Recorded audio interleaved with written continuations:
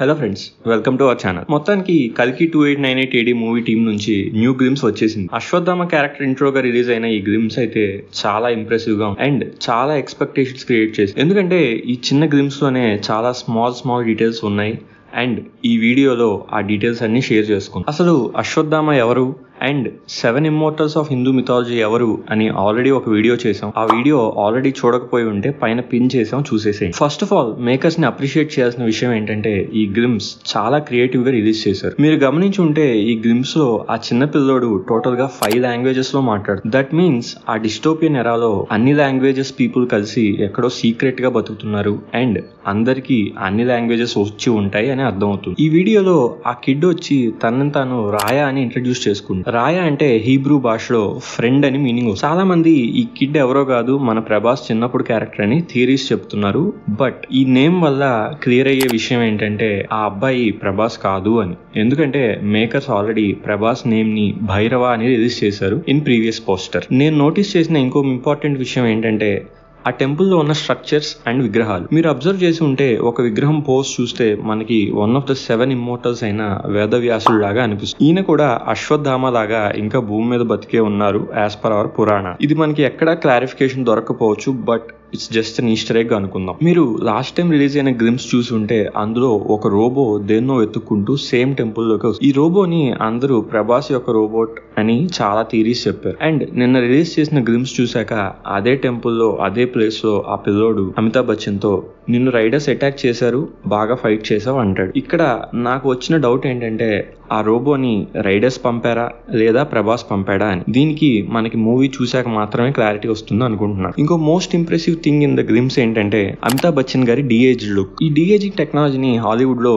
చాలా మూవీస్ లో already use చేశారు, like captain marvel, iron man and indiana jones 4 etcetera. So ఇదే deaging టెక్నాలజీని మన తెలుగులో కూడా ఒక మూవీలో ట్రై చేశారు కానీ అంతగా వర్కౌట్ అవ్వలేదు. ఆ మూవీ ఏంటో మీకు ఆల్రెడీ తెలిసే ఉంటుంది. అండ్ విజయ్ అప్కమింగ్ మూవీ అయిన గోట్ మూవీలో కూడా ఈ డీఏజింగ్ టెక్నాలజీని వాడుతున్నారు.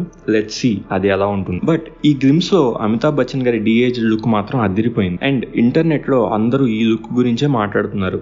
నాకైతే ఈ లుక్ చూస్తే మేకర్స్ యొక్క కన్విక్షన్ ఎంత ఉందో కనిపిస్తుంది. I loved it. అండ్ ఇంకో డీటెయిల్ ఏంటంటే గ్లిమ్స్ మొత్తం అక్కడ ఉన్న శివలింగం మీద వాటర్ డ్రాప్స్ పడుతూ ఉంటాయి, కానీ అవి ఒక్కసారిగా ఆగిపోతాయి. ఈ వాటర్ డ్రాప్స్ అనేవి మన ఇండియాలో ఉన్న నదులైన గంగా, యమున, సరస్వతి రివర్స్ ని రిప్రజెంట్ చేస్తున్నాయి అనుకుంటున్నా. అంటే once the water stops, world లో ఉన్న వాటర్ రిసోర్సెస్ అన్ని అయిపోయాయి అండ్ ఇట్స్ టైమ్ ఫర్ కల్కి to arrive on the earth అని సింబాలిక్ గా రిప్రజెంటేషన్ ఇచ్చారు అనుకోవచ్చు. అదే టైంలో అశ్వత్థామ దశావతారం కోసం ఎదురు చూస్తున్నాను, నా టైం వచ్చింది అని లేచి వెళ్తాడు. ఆల్ దిస్ టైం అశ్వత్థామ కల్కి కోసమే వెయిట్ చేస్తూ ఉన్నాడు. ఇంకా మనం అశ్వత్థామ బ్యాక్ స్టోరీకి వస్తే అశ్వత్థాముడు కురుక్షేత్రంలో కౌరవుల వైపు ఫైట్ చేశాడు అండ్ ఆ యుద్ధంలో పాండవుల యొక్క పిల్లలందరినీ చంపేస్తాడు. దీంతో కోపం వచ్చిన కృష్ణుడు అశ్వత్థాముడికి ఈ ప్రపంచం అంతం అయ్యేదాకా తన ఒంటి నుంచి చీము నెత్తురు కారుతూ చావు కోసం ఎదురు చూస్తూ అడవుల్లో తిరుగుతూ ఉండు అని శాపం పెడతాడు. మీరు గమనించుంటే ఈ షాట్ లో కురుక్షేత్రం టైంలో ఉన్న ఆ దెబ్బలు ఇంకా అలాగే ఉన్నాయి అండ్ రైడర్స్ షూట్ చేశాక కూడా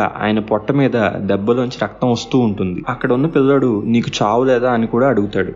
ఇట్ మీన్స్ అశ్వత్థాముడికి దెబ్బలు తగులుతాయి కానీ అవి హీల్ అవ్వకుండా అలాగే ఉండిపోతుంది. బట్ ఆ దెబ్బల వల్ల ఆయనకి చావు మాత్రం రాదు అని అర్థం అవుతుంది. సో మన మిథాలజీలో ఉన్న శాపంని పర్ఫెక్ట్ గా ఫాలో అయ్యారు ఇక్కడ. నెక్స్ట్ అశ్వత్థామ యొక్క కురుక్షేత్రం షాట్ లో చూస్తే అతని తలకి ఒక మణి ఉంటుంది అండ్ ఈ ఇనీషియల్ సీన్స్ లో మణి ఉండదు.